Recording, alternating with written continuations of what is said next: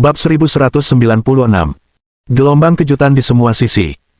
Berita kematian Raja Pedang Dingin dengan cepat menyebar di kalangan eselon atas pasukan utama di Shanghai. Pavilion Dan. Liu Zhenlong sudah tidur, tetapi panggilan telepon mendadak yang mendesak membangunkannya. Dengan kesal, Liu Zhenlong mengangkat telepon. Detik berikutnya, pupil matanya melebar karena terkejut dan marah. "Apa katamu? Zhou Yu membunuh Raja Pedang Dingin dari keluarga Han. Beraninya kau bicara omong kosong." Beberapa saat kemudian, dia menutup telepon, berpakaian, dan langsung menuju ke kantor pusat dan pavilion. Masalah ini terlalu penting dan memerlukan pertemuan segera untuk membahasnya. Di sisi lain, masyarakat Naga Hitam. Dalam kemarahannya, Huang Yu membanting piala di tangannya ke tanah. Ini tidak mungkin.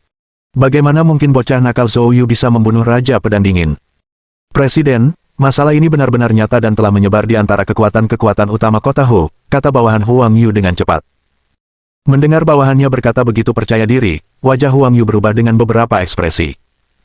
Lalu, dia menarik napas dalam-dalam, dan bayangan kekejaman melintas di matanya. Tanpa diduga, bocah nakal ini dengan cepat menjadi ancaman serius bagi kita. Sekarang, mencoba memperbaiki hubungan dengannya sepertinya. Pada titik ini, dia tiba-tiba teringat sesuatu. "Di mana Guo Tao?" Bawahan itu dengan cepat menjawab. "Penjaga Guo telah dikurung." "Bagaimana kondisinya sekarang?" tanya Huang Yu. Bawahan itu ragu sejenak sebelum berkata, "Presiden, setelah Anda melumpuhkan kakinya, saudara-saudaranya memukulinya lagi. Saat ini, dia hampir tidak bisa bertahan hidup." Mendengar ini, kelopak mata Huang Yu berkedut. Dia sangat menyadari bahwa Guo Tao memiliki hubungan baik dengan Zhou Yu. Sekarang Guo Tao telah terluka seperti ini, makin mustahil baginya untuk memperbaiki hubungannya dengan Zhou Yu. Lagi pula, masalah dengan Tang Beibe belum terselesaikan, dan masalah ini pada akhirnya harus diselesaikan dengan Zhou Yu. Memikirkan hal ini, sorot mata Huang Yu berubah sedingin es. Situasi ini menyiratkan bahwa berdamai dengan Zhou Yu adalah hal yang mustahil. Dia harus segera disingkirkan. Huang Yu melambaikan tangannya. Dipecat. Bawahan itu segera mundur dengan hormat. Segera setelah itu, Huang Yu mengeluarkan telepon genggamnya dan menghubungi nomor dokter jahat tangan hantu Chu Sudong. Chu Sudong tetap tinggal di Black Dragon Society setelah gagal dalam penilaian Alchemy Grandmaster beberapa waktu lalu, terus-menerus bersekongkol dengan Huang Yu dalam beberapa hal. Tak lama kemudian, Chu Sudong menjawab telepon.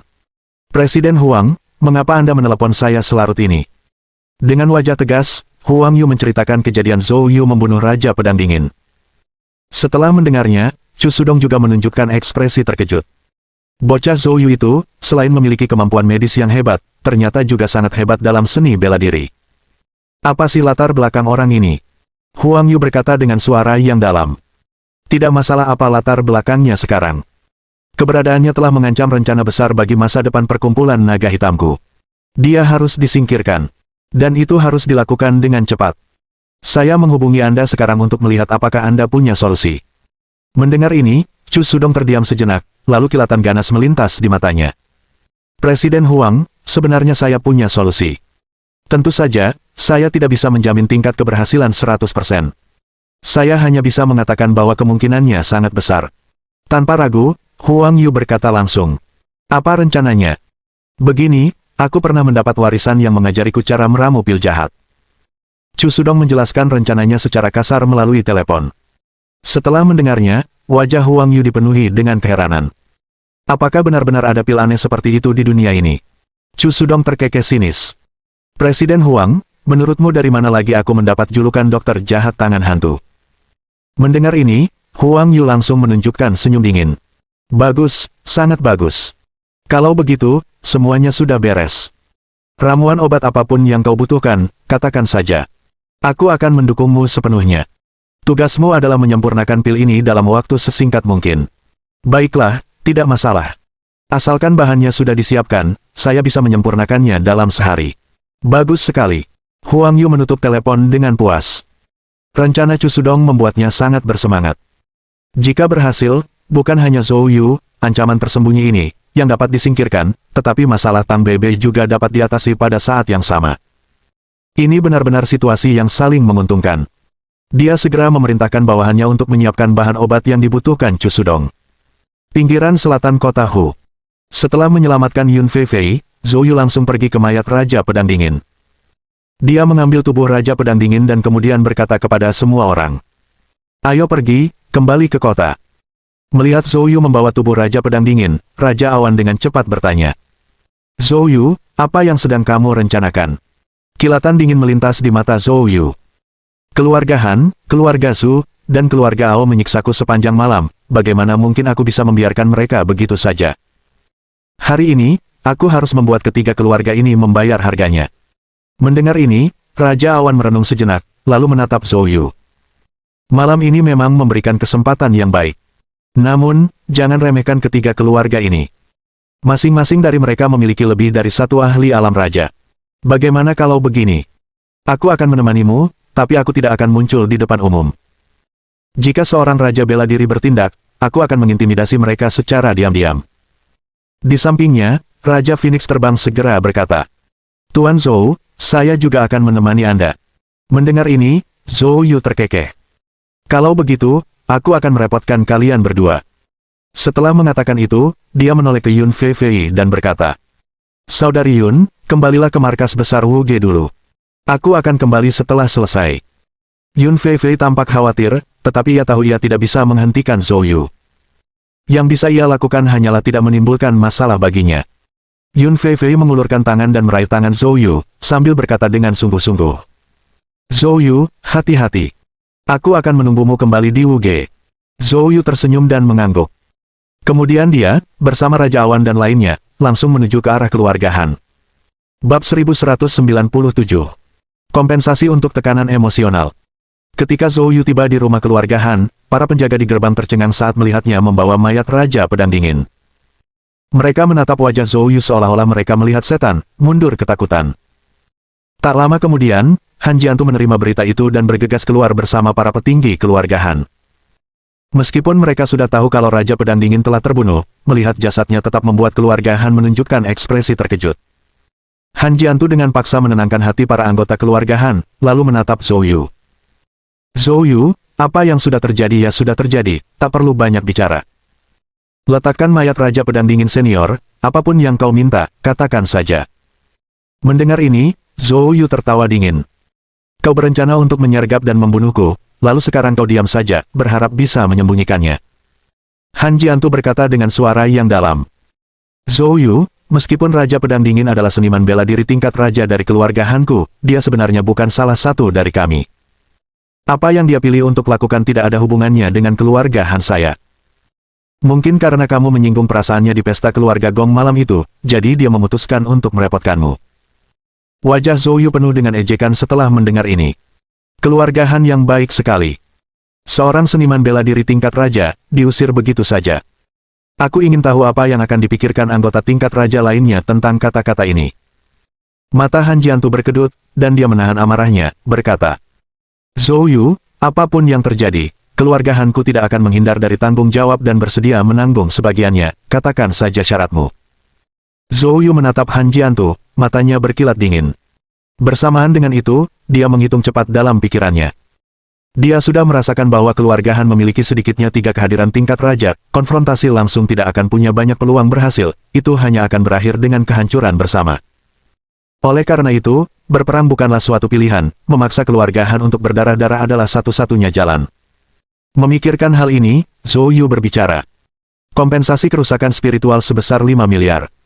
Mendengar kata-kata Zhou Yu, Han Jiantu mengumpat dalam hati. Zhou Yu meminta 5 miliar sebagai ganti rugi spiritual tanpa berkedip. Keluarga Han kehilangan seorang raja, di mana mereka bisa mendapatkan kompensasi. Namun, dia tidak bisa mengatakan hal itu karena keluarga Han telah kalah. Han Jiantu menggertakkan giginya dan berkata, tidak masalah. Selain itu, Zhou Yu melanjutkan, 10 jenis pengobatan spiritual 1000 tahun. Di antaranya pasti ada rumput darah naga, buah sisik hitam, dan nektar inti bumi. Tidak boleh ada satu barang pun yang hilang. Serahkan semuanya, dan aku tidak akan melanjutkan insiden malam ini. Gagal menyerahkannya, dan aku akan membuat keluarga Hanmu membayar harga yang tak tertahankan.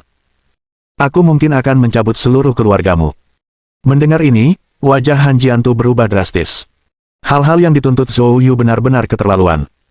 5 miliar uang tunai adalah satu hal, tetapi 10 jenis pengobatan spiritual 1000 tahun, nilainya juga akan menjadi puluhan miliar, yang berarti total kompensasinya melebihi 100 miliar. Zhou Yu, tidakkah menurutmu kau terlalu berlebihan?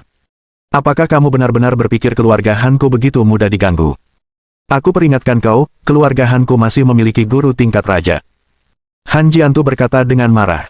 Zhou Yu tertawa dingin. Benarkah? Lalu mengapa Anda tidak meminta mereka mengambil tindakan? Han Jiantu menjadi pucat karena marah.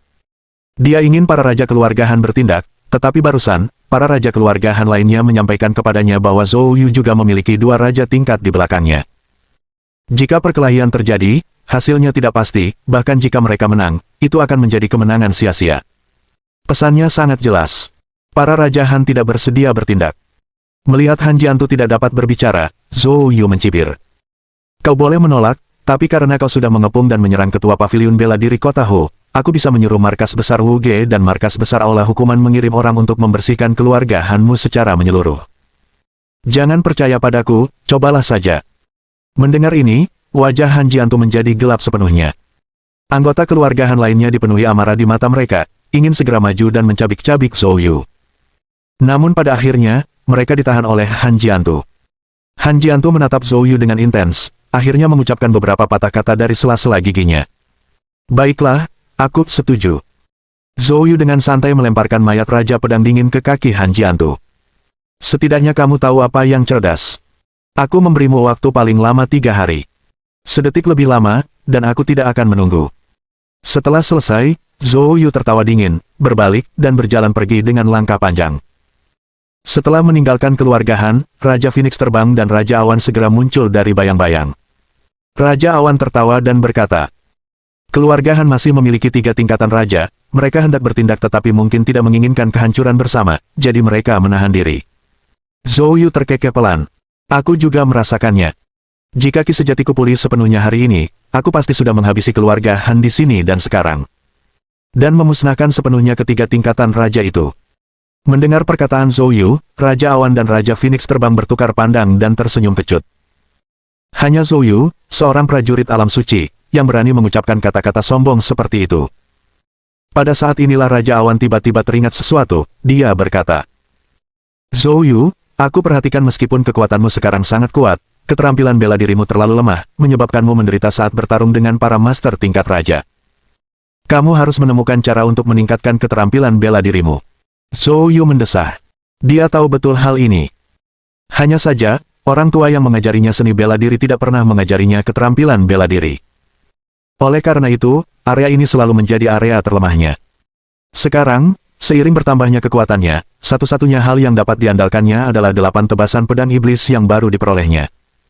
Semua keterampilan bela diri lainnya secara bertahap menjadi tidak memadai. Raja Awan Senior, aku juga ingin meningkatkan kemampuan bela diriku, tapi menemukan benda seperti itu bukanlah tugas yang mudah. Raja Awan terkekeh pelan. Apakah kamu lupa sesuatu? Bab 1198. Gua Penggarap Kuno. Zhou Yu terkejut. Raja Elang Merah pun ikut mencondongkan tubuhnya dengan rasa ingin tahu. Raja Awan berkata sambil tersenyum. Setengah tahun yang lalu, perebutan kekuasaan keluarga Bai menimbulkan kehebohan, dan akhirnya, Tuan Tua Bai Qishan terpaksa meninggalkan kota Hu. Jika saya ingat dengan benar, Tuan Tua Bai saat ini berada di negara bagian Qin. Zhou Yu mengangguk dan berkata, itu benar. Alasan utama terjadinya berbagai hal di keluarga Bai saat itu adalah karena Tuan Tua Bai memperoleh giok darah yang dapat membuka tanah rahasia. Raja Awan menatap Zhou Yu dalam-dalam. Zhou Yu merasakan gejolak dalam hatinya.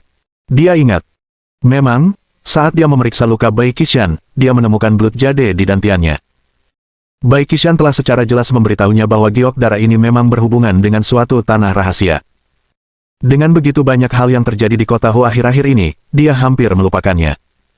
Zhou Yu ragu sejenak dan berkata, apakah tanah rahasia ini memiliki keterampilan bela diri tingkat tinggi? Raja Awan terkekeh. Kamu bertanya pada orang yang tepat. Di seluruh kota Hu, hanya 3 orang yang tahu tentang tanah rahasia ini. Saya kebetulan salah satu dari mereka. Mendengar ini, Zhou Yu langsung tertarik. Senior Raja Awan, tolong jelaskan lebih lanjut. Raja Awan tidak bertele-tele. Dia tersenyum dan berkata, sebenarnya, ada rumor bahwa ini adalah tanah rahasia tanpa pemilik, bahkan ada yang mengatakan itu adalah tanah spiritual, tetapi sebenarnya, itu adalah gua seorang kultivator kuno. Perkataan Raja Awan sungguh mengejutkan. Zhou Yu menunjukkan ekspresi terkejut. Gua seorang kultivator kuno. Para pembudidaya kuno dikatakan memiliki kemampuan yang mampu memindahkan gunung dan mengisi lautan, hingga mencapai langit dan bumi. Mengatakan mereka abadi bukanlah suatu hal yang berlebihan. Tetapi apakah dunia seperti itu benar-benar memiliki orang yang abadi? Jika sebelumnya, Zhou Yu pasti tidak akan mempercayainya, tetapi sekarang, setelah mengetahui tentang manik dao hukum surgawi, dan terutama dengan adanya satu manik dao di dalam dirinya, Zhou Yu harus mempercayai eksistensi makhluk abadi. Raja Awan mengangguk. Benar, sejauh yang kutahu, gua kultivator kuno ini tidak hanya berisi energi spiritual yang sangat besar, tetapi juga buku-buku teknik kultivasi para kultivator kuno, senjata-senjata suci, dan bahkan, konon, sebuah cincin penyimpanan legendaris. Cincin penyimpanan. Wajah Raja Lang Merah tampak terkejut. Konon, benda ini punya ruangnya sendiri, bisa bergerak sesuka hati, dan bisa menampung semua benda. Apakah benar-benar ada hal seperti itu di dunia? Raja Awan mengangguk. Sangat mungkin. Zhou Yu juga sangat terguncang, bahkan merasa sedikit tidak sabar. Namun segera, dia memaksa dirinya untuk tenang. Belum. Kenapa? Raja Awan bingung. Zhou Yu menjawab dengan senyum masam, karena suatu mutasi khusus, giok darah sekarang menyatu dengan dantian Tuan Tua Bai. Untuk mengekstrak giok darah, kita harus membunuh Tuan Tua Bai. Raja Awan, setelah mendengar ini, menyadari dan berkata, tidak heran jika pasukan saat itu ingin melenyapkan Tuan Tua Bai dengan segala cara, karena alasan ini. Kalau begitu, merepotkan. Kita harus menemukan cara untuk memisahkan belut jade dari tubuh Tuan Tua Bai. Zhou Yu mengangguk. Memang. Saya akan memikirkannya dan melihat apakah ada jalan keluar. Baiklah. Raja Awan mengangguk. Mereka bertiga berbincang sambil berjalan, dan segera tiba di rumah keluarga Zhu. Raja Lang Merah rupanya sudah tahu apa yang telah dilakukan Zhou Yu terhadap keluarga Han.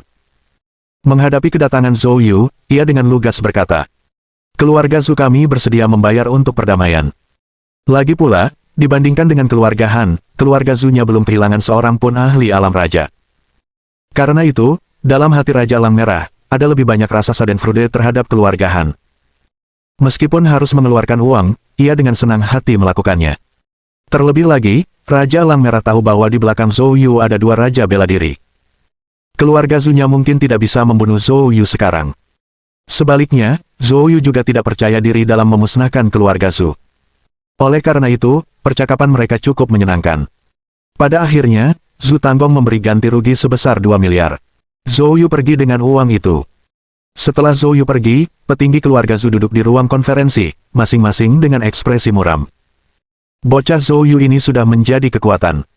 Mulai sekarang, mungkin akan lebih sulit menghadapinya. Zhu Tanggong mengangguk. Tidak diragukan lagi. 2 bulan yang lalu ketika anak ini pertama kali datang, tidak ada yang menganggapnya serius.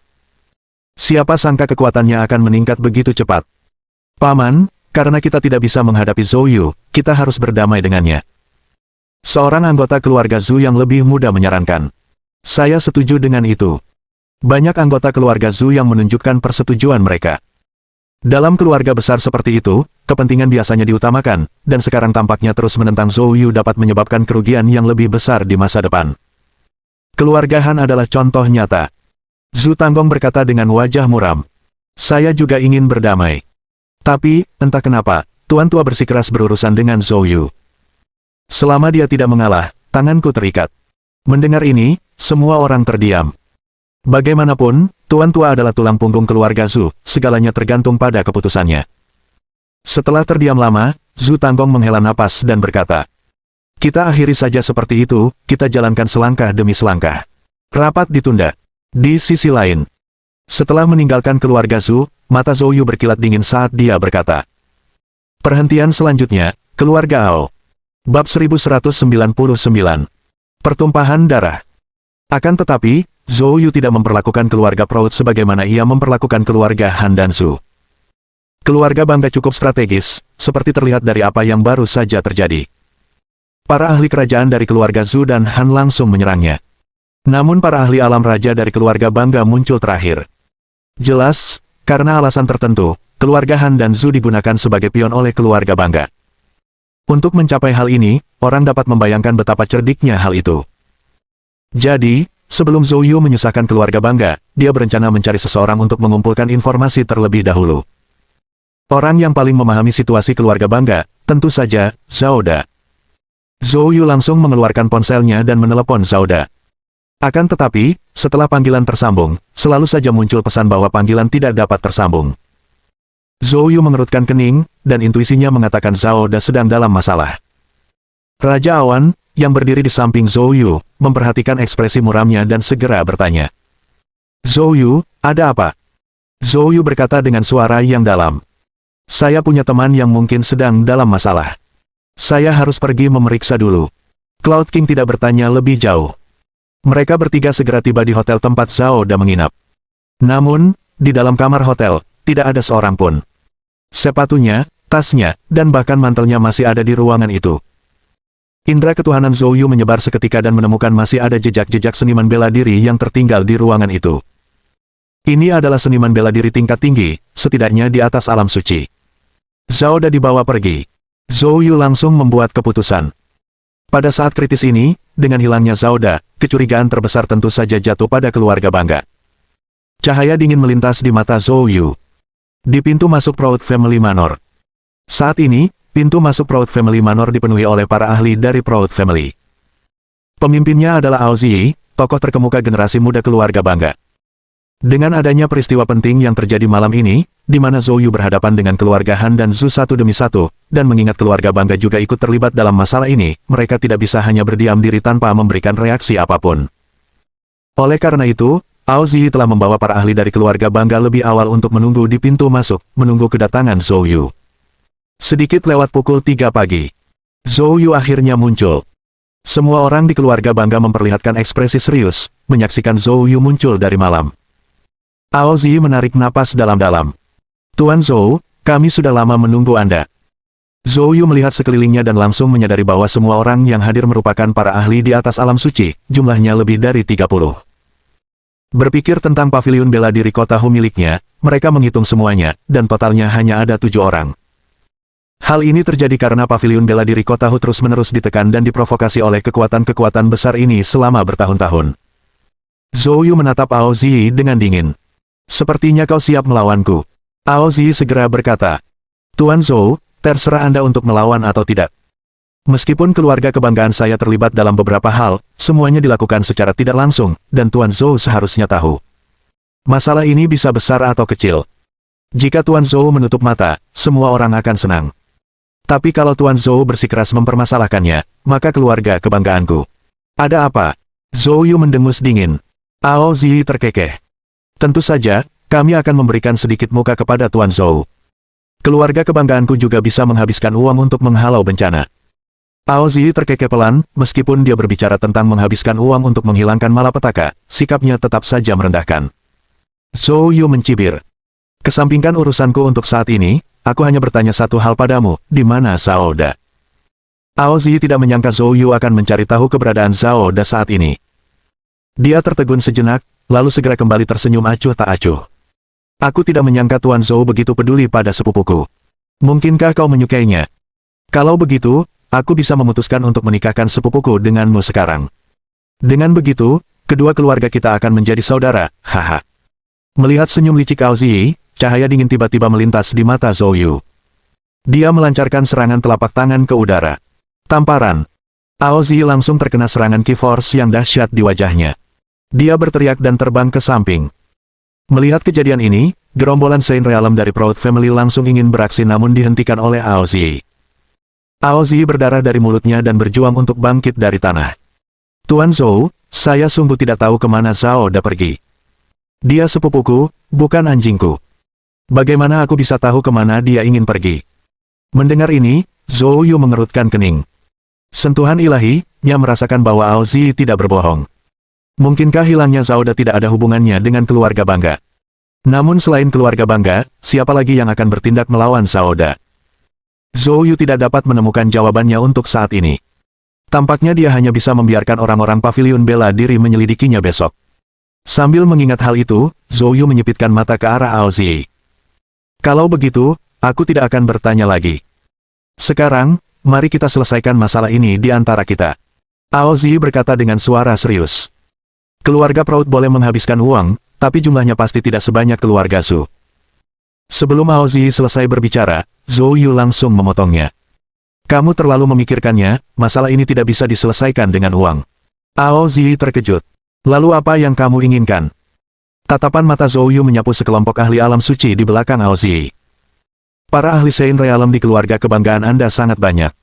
Aku cukup penasaran dengan kekuatan mereka. Berlatihlah denganku. Begitu dia selesai berbicara, Gang Jin yang mengerikan meletus dari tubuh Zhou Yu, dan bersamaan dengan itu, hantu kuali emas berwarna emas darah menyelimuti kepalanya. Kemudian, sosok Zhou Yu melesat, menyerbu langsung ke kerumunan alam suci keluarga bangga.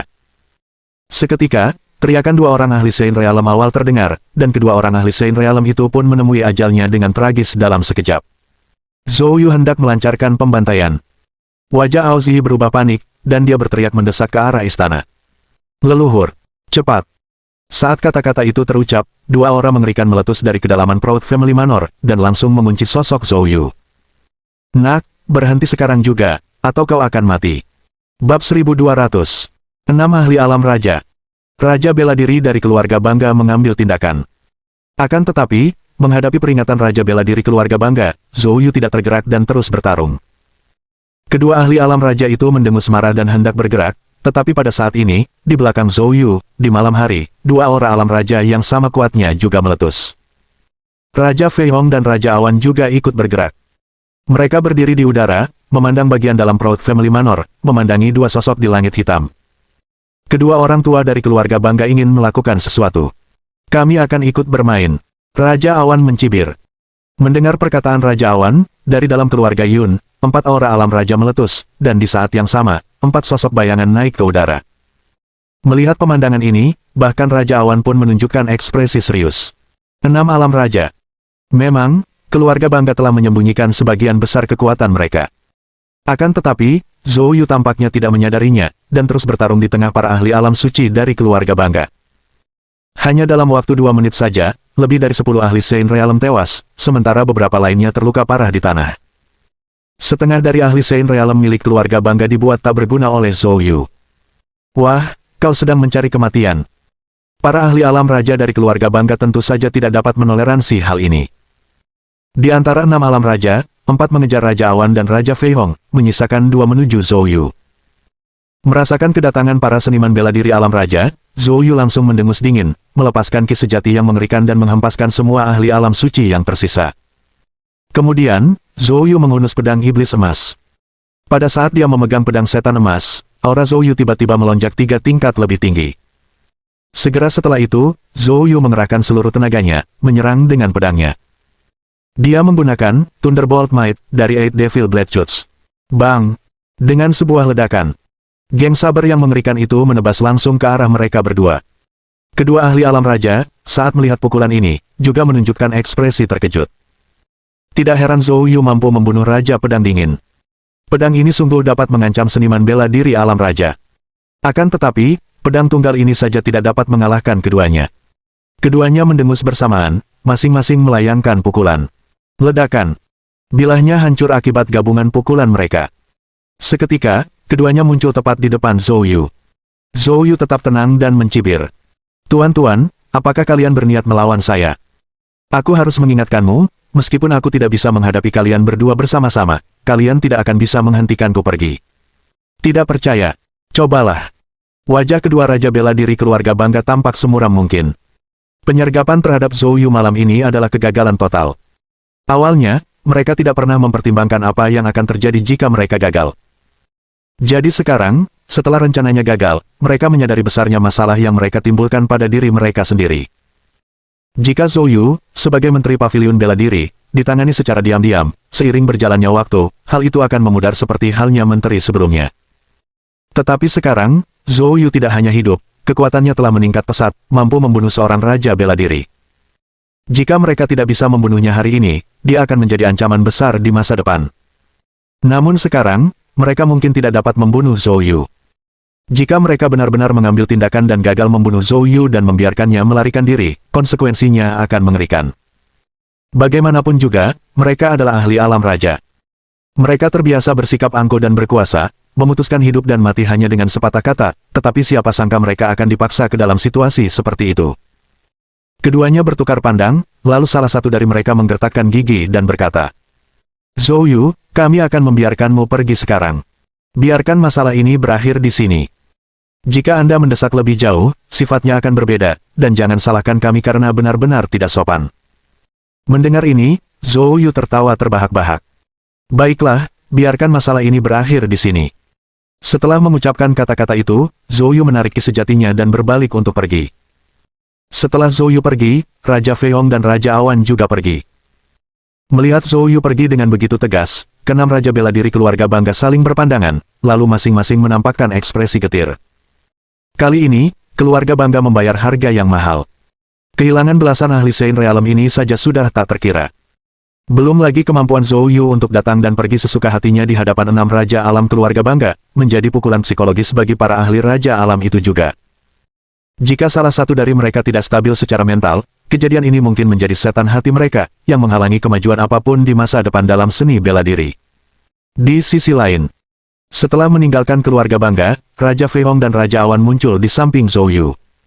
Raja Fei Hong akhirnya menghela napas lega. Situasi saat ini terlalu berbahaya. Jika terjadi pertarungan sungguhan, itu akan menjadi pertempuran yang menggemparkan. Zhou Yu tersenyum tipis. Itu tidak akan meningkat menjadi perkelahian. Mereka tidak berani bergerak. Dan aku tidak berencana untuk benar-benar bertarung. Lalu kenapa kau melakukannya? Tanya Raja Fei Hong bingung. Saya hanya ingin menilai kekuatan sejati keluarga bangga, sehingga saya dapat mencabut mereka di masa depan. Mata Zhou Yu berkedip karena dingin. Mendengar ini, Raja Fei Hong langsung mengerti. Secercah rasa terima kasih terpancar di matanya. Untungnya, Kamar Dagang Tianyu tidak memilih untuk bekerja sama dengan keluarga Han untuk menghadapi Zhou Yu tetapi memilih untuk bekerja sama.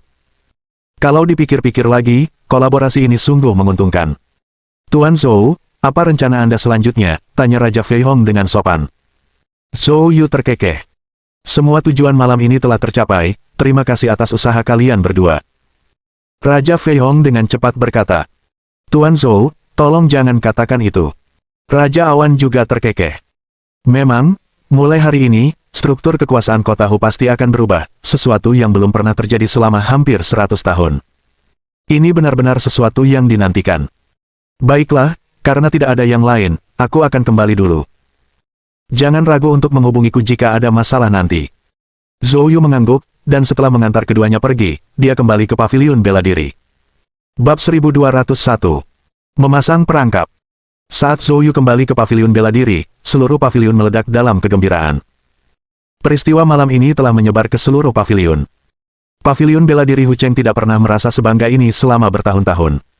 Pada saat ini, Zhou Yu dipandang oleh semua orang di paviliun bela diri Hu Cheng sebagai sosok seperti dewa. Zhao Feier, tanpa ragu-ragu, bergegas ke pelukan Zhou Yu dan memeluknya erat-erat. Melihat kejadian itu, warga pendopo langsung menggodanya. Sorak-sorai dan teriakan riang membumbung tinggi ke angkasa.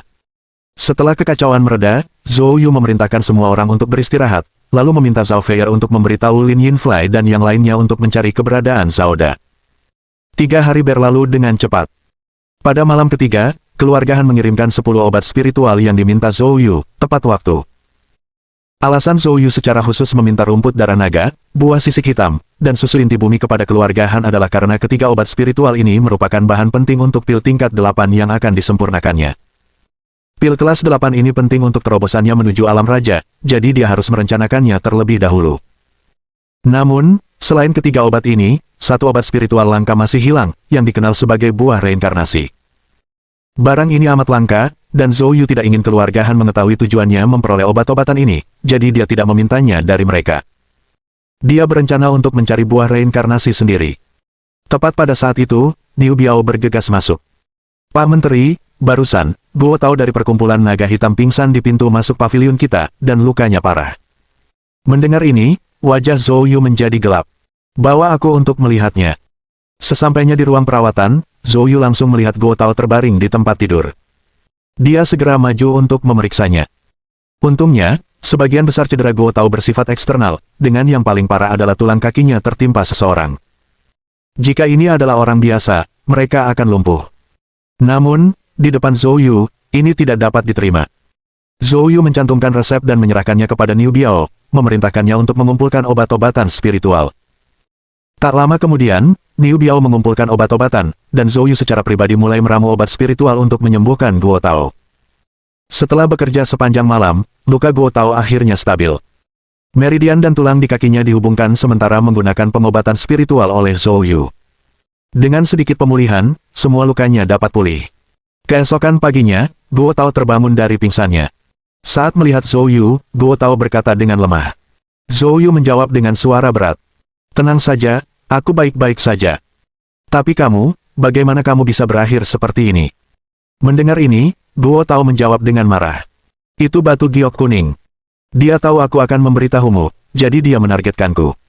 Mendengar ini, mata Zhou Yu bersinar dengan cahaya dingin. Presiden baru perkumpulan naga hitam ini tampaknya sangat memusuhiku. Awalnya aku tidak ingin ada konflik dengan Black Dragon Society, tapi dia memaksaku. Melihat Zhou Yu memancarkan niat membunuh seperti itu, Guo Tao juga terkejut.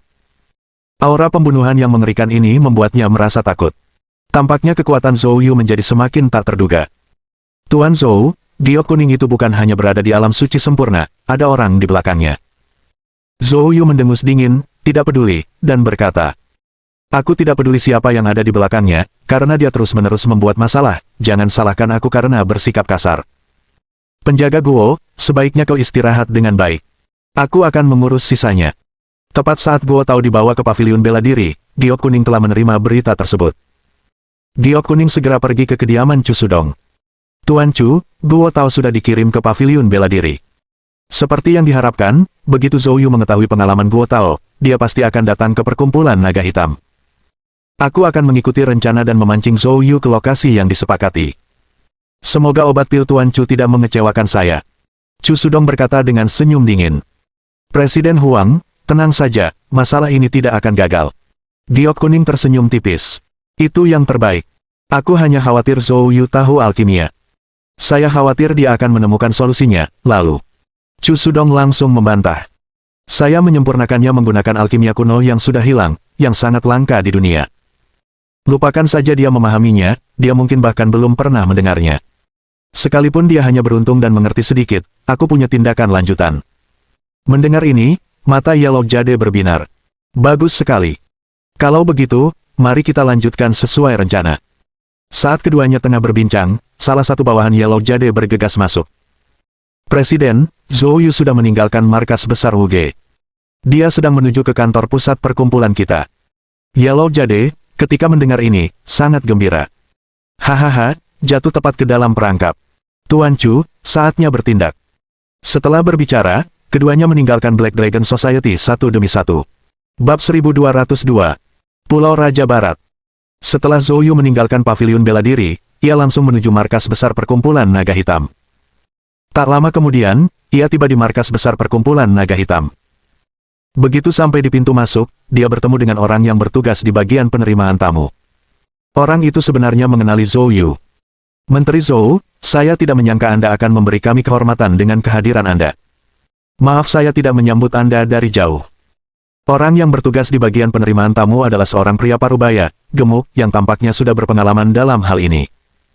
Zhou Yu tetap tanpa ekspresi dan berkata dengan dingin. Di mana presidenmu, Yellow Jade? Suruh dia keluar. Pria parubaya itu tersenyum meminta maaf dan berkata. Ya ampun, kamu benar-benar datang di waktu yang tidak tepat. Presiden kita sudah keluar. Dia sedang berlibur dan mungkin tidak akan kembali untuk beberapa waktu. Zhou Yu menyipitkan matanya, menatap pria parubaya itu. Meskipun lelaki parubaya itu sudah tua, karena ditatap oleh mata tajam Zhou Yu, dia menjadi agak bingung. Dia pergi berlibur ke Western King Island. Pulau Raja Barat adalah pulau kecil di laut sebelah timur kota Hu. Konon, karena kondisi geografisnya, energi spiritual di pulau ini relatif melimpah, dan banyak bunga spiritual dan rumput roh tumbuh di sana. Tentu saja, bunga spiritual dan rumput roh ini kualitasnya rendah, hanya sedikit lebih baik daripada herba biasa. Zhou Yu tertawa dingin dan diam-diam mendesak roh primordialnya, menekannya ke arah pria parubaya itu. Apakah dia benar-benar pergi berlibur?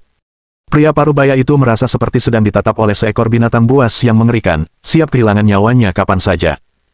Keringat dingin sudah mengucur dari dahinya.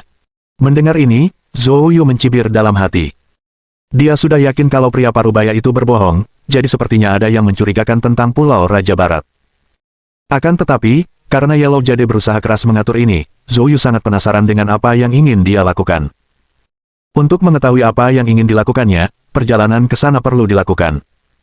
Bukan berarti Zhou Yu sombong dan membabi buta, tetapi dia sangat memahami kekuatan Black Dragon Society.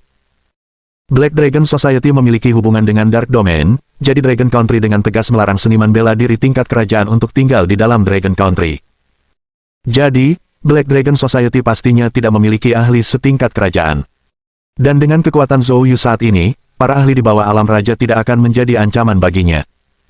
Yellow Jade sendiri hanya berada di puncak Saint Realm. Jadi Zhou Yu penasaran tentang apa sebenarnya rencana Yellow Jade. Zhou Yu tidak mau repot-repot membuang kata-kata dan langsung berbalik untuk pergi, langsung menuju Pulau Raja Barat. Pada saat yang sama, di markas besar Paviliun Bela Diri Kyoto. Di dalam kantor Xiao Ce. Pada saat ini, berdiri di depan Xiao Ce lebih dari 10 orang. Di antara orang-orang ini, pemimpinnya adalah seorang pria parubaya dengan aura yang luar biasa. Xiao Ce menatap pria ini dan berkata, "Li Tua, setelah pertimbangan yang matang, Paviliun telah memutuskan untuk mengirimmu ke kota Hu, untuk melindungi keselamatan Zhou Yu. Kamu tahu situasi Zhou Yu. Dia adalah orang paling berbakat di antara generasi muda Paviliun Bela Diri kita. Bisa dibilang dia adalah masa depan Paviliun Bela Diri." Pria parubaya itu, yang disebut sebagai Li Tua, bernama Li Qinglong. Dia adalah anggota Dewan Tetua Paviliun Bela Diri. Dewan Tetua Paviliun Bela Diri hanya mengambil tindakan ketika Paviliun Bela Diri menghadapi situasi besar, umumnya, mereka tidak pernah terlihat. Dan untuk menjadi anggota Dewan Tetua, syarat kultivasi minimalnya adalah di atas alam raja. Di atas alam raja, karena kultivasi menjadi sangat sulit, dengan setiap kemajuan dalam kultivasi, ada perbedaan kekuatan yang nyata. Oleh karena itu, kerajaan raja secara umum dibagi dari kelas 1 hingga kelas 9. Dan Li Qinglong adalah ahli alam raja tingkat keempat. Li Qinglong tersenyum lembut. Saya sangat paham dengan situasi Zhou Yu. Sejujurnya, kali ini, hanya karena Zhou Yu. Kalau orang lain, aku tidak akan repot-repot ikut campur. Xiao Ce mendengar ini dan tertawa terbahak-bahak. Itu bahkan lebih baik. Saya khawatir Anda harus tinggal di kota Hu untuk jangka waktu yang lama. Dan pertama-tama, aku harus memperingatkanmu, Zhou Yu itu tidak mudah dihadapi. Saat itu, kau mungkin akan kewalahan. Li Qinglong juga tertawa terbahak-bahak. Pembuat onar, ya, itu lebih cocok dengan seleraku. Tepat saat keduanya tengah mengobrol, tiba-tiba telepon di meja Xiao Ce berdering. Xiao Ce mengangkat telepon, dan beberapa saat kemudian, wajahnya menjadi sangat muram. Setelah menutup telepon, dia langsung menatap Li Qinglong. Li Tua, aku berencana mengadakan pesta perpisahan untukmu malam ini, tapi sekarang ada situasi tak terduga. Kau harus segera pergi ke kota Hu. Wajah Li Qinglong menjadi sedikit terkejut. Apa yang terjadi? Yellow Jade dari Black Dragon Society telah memasang jebakan di Pulau Raja Barat, dan Zhou Yu mungkin dalam bahaya. Giok kuning. Cahaya dingin melintas di mata Li Qinglong. Baiklah, kita lewati saja perjamuan perpisahannya, aku akan segera ke sana. Saya akan mengatur jet pribadi untukmu, kata Xiao Ce. Li Qinglong melambaikan tangannya, memimpin orang-orangnya keluar dengan langkah lebar. Di sisi lain, Zhou Yu, setelah lebih dari 2 jam perjalanan, akhirnya mencapai tepi laut. Baginya saat ini, tidak diperlukan lagi alat seperti kapal, ia bisa langsung melangkah di lautan dan meminjam kekuatannya. Karena tidak ada seorang pun di sekitarnya, Zhou Yu mengerahkan ki sejatinya, melesat ke arah Pulau Raja Barat bagaikan kilatan petir. 10 menit kemudian, Zhou Yu tiba di pinggiran Pulau Raja Barat. Dari kejauhan, begitu melihat Pulau Raja Barat, Zhou Yu segera memperluas indera ketuhanannya, namun ia tidak dapat mendeteksi kehadiran apapun di pulau itu. Termasuk aura Yellow Jade. Zhou Yu tampak bingung dan dengan sekejap sosoknya, tiba di pulau itu. Akan tetapi, tepat saat ia muncul di pulau itu, sebuah momentum dahsyat meledak di sekelilingnya, lalu sebuah kilauan bening muncul di atas kepalanya. Penghalang susunan. Ekspresi wajah Zhou Yu menjadi gelap. Penghalang susunan yang begitu pintar, indera ketuhanannya bahkan belum menyadari sedikit pun adanya penghalang itu sekarang. Zhou Yu segera mendesak roh primordialnya, berusaha menerobos batasan penghalang susunan itu, tetapi tidak peduli seberapa keras dia mendorong roh primordialnya, dia tidak dapat menerobosnya. Perlu dicatat bahwa dia mampu menerobos formasi pelindung klan Gudara dengan kekuatan roh primordial penuh di masa lalu. Namun di sini, itu tidak berhasil. Hal ini menunjukkan bahwa penghalang susunan di sini lebih kuat daripada penghalang milik klan Gudara. Pada saat ini, 4 aura mengerikan langsung terkunci padanya. Di dalam hati Zhou Yu, muncul rasa bahaya yang fatal. Bab 1203. Monster. Zhou Yu tidak ragu-ragu, segera mengaktifkan langkah gunung dan sungainya, sosoknya lenyap dari tempatnya dalam sekejap. Ledakan. Tepat saat dia melesat pergi, sebuah ledakan dahsyat terdengar dari tempatnya berdiri. Zhou Yu muncul 100 meter jauhnya, lalu berbalik dan melihat kawah besar di tempatnya berdiri tadi. Kawah itu memiliki diameter lebih dari 10 meter. Penting untuk dicatat bahwa medan pulau ini terdiri dari granit yang tidak diketahui, sangat keras. Untuk menciptakan efek yang mengerikan seperti itu, setidaknya dibutuhkan seorang master tingkat kerajaan, dan bukan yang biasa-biasa saja. Sementara Zhou Yu terkejut, dia mendongak dan melihat 4 sosok bayangan perlahan-lahan muncul dari balik tirai cahaya. Melihat keempat wajah ini membuat tubuh Zhou Yu bergetar hebat. Karena keempatnya tidak bisa lagi digambarkan sebagai manusia. Masing-masing dari mereka memancarkan aura hitam yang terlihat. Pembuluh darah mereka tampak menonjol aneh, seperti naga yang menggeliat. Mata mereka berwarna coklat keabu-abuan, dengan bintik merah tua yang menakjubkan di tengah bola mata mereka. Tubuh mereka masing-masing hampir mencapai 3 meter, yang jauh dari bentuk tubuh manusia normal. Kalau saja Zhou Yu tidak mampu melihat samar-samar dari wujud mereka bahwa mereka aslinya manusia dan masih memiliki aura seniman bela diri, dia akan mengira mereka adalah alien. Pada saat Zhou Yu tertegun, keempat bayangan itu berubah menjadi garis-garis hitam, menyerangnya dengan cepat. Setelah menyaksikan serangan kuat mereka sebelumnya, Zhou Yu tidak berani gegabah. Dia segera mengerahkan seluruh kekuatannya, mengaktifkan teknik kuali emas sambil sekali lagi menggunakan langkah gunung dan sungai, lalu menghilang dari tempat itu sekali lagi. Ledakan. Kawah lain meledak di tempat Zhou Yu berdiri.